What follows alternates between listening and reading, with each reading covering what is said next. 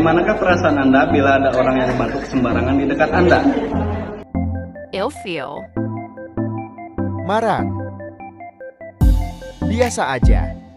Perlu kita ketahui bahwa saat batuk dan bersin, kita bisa memercikan hingga ribuan bakteri dan jutaan kuman. Oleh karena itu, penting bagi kita untuk menerapkan etika batuk dan bersin agar kita tidak memercikan penyakit kepada orang sekitar. Adapun etika batuk dan bersin meliputi yang pertama, tutuplah hidung dan mulut menggunakan tisu. Kedua, jika lupa membawa tisu, tutuplah hidung dan mulut menggunakan lengan atas baju.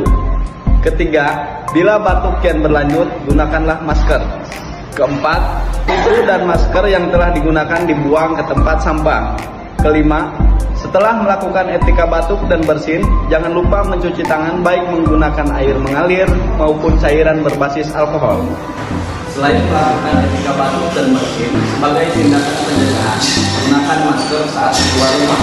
Mengapa menggunakan masker sangat penting? Karena masker berfungsi untuk menyaring debu dan partikel udara dan juga untuk melindungi kita dari